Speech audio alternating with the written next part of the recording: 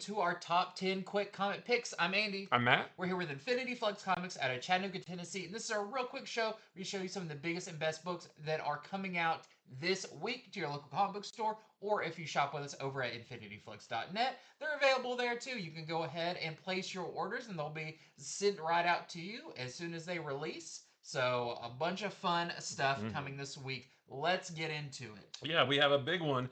This is the Ultimate Universe 1 year in one shot, and this gives us our best look yet at just kind of how screwed up this new Ultimate Universe is, how the Makers Council is influencing everything that's going on around the world. We are introduced to Hand, which is kind of like the 616 version of Shield, except they're not the good guys, and they are run by one Mr. Nick Fury right here, and how he's kind of struggling with all of the things that they're doing, but he's still doing it anyway. A really interesting look at just what this new Ultimate Universe is like and what the odds are that the Ultimates are going to face are. It's crazy. Next up, I've got Superwoman Special. A quick disclaimer about this one. All of our copies that came in for this book were damaged. So, we will be getting a replacement shipment for them. And there is a few on our website that you can buy, but they are at a discounted price because they are damaged. But we still wanted to talk about it because this is a fantastic book. So this is a one-shot special about Superwoman. We saw in the issue where Superman and Superwoman fought Doomsday. There was no what happened. Something happened to Absolute Power where Lois got the powers of Superman. And you want to know how that happened? You find out right here in this special. It's fantastic. It's an oversized one shot, and it's got a very shocking last page. Next, we have Your Friendly Neighborhood Spider-Man #1, and this is kind of a prequel series to the upcoming animated Disney Plus series that comes out at the end of January. It says it's a prequel. It's actually more runs alongside of it. There's something that happens in the episode that we see happens in here as well. But it's your Spider-Man origin story. Peter gets bitten by a spider. He has these new powers. He doesn't really know what they are or how they work yet. But he and a friend of his, and I won't tell you who, but they investigate an explosion at their high school and what is going on with all of that. So yeah, just your first look at this new Spider-Man. Next up, another big at #1. This is Laura Kinney, Wolverine #1. This one's really cool, where Laura Kinney has been having trouble, after Krakoa, all of that. We've seen in the pages of NYX, she's built to go on missions. She's not built for this, civilian life that some of her friends have. And there is a chance run-in with a mysterious mutant who leaves behind a note talking about her missing brother. So now Laura Kinney has a mission, and there's a lot more to it, but you'll have to find out in issue #1. This book is full of action, good art, so check it out.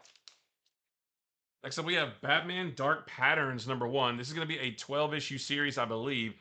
And this one is set on Batman's third year of being Batman. And this is just a straight up detective story. There are three murders that happen across three different nights, and Batman is working to find out what is the connection between these three murders so that he can find the fourth victim before the serial killer does.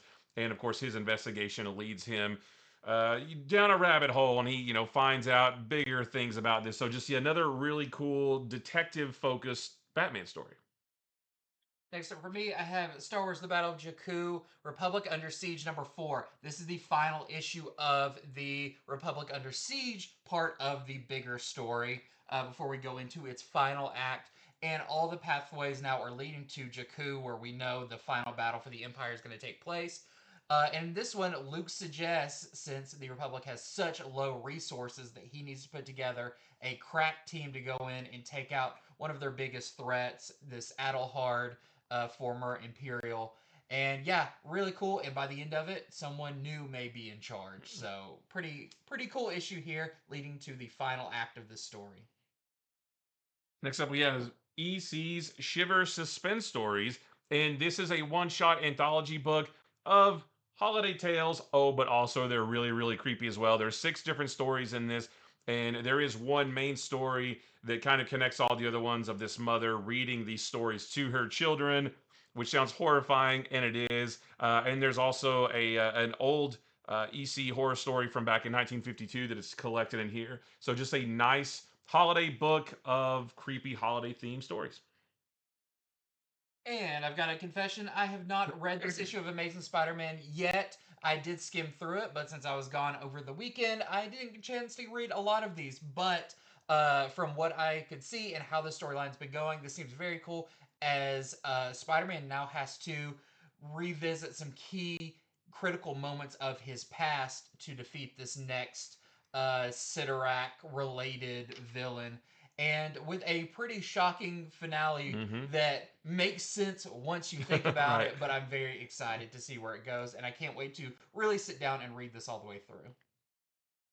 And next we have Doll Parts, a Lovesick Tale #1. And this is kind of a prequel to the Lovesick series that came out, I believe it was last year. And this one you learn about the main character of the Lovesick series, Domino. You sort of learn what made her that way to begin with. So this is set when she was about 12 or 13 years old.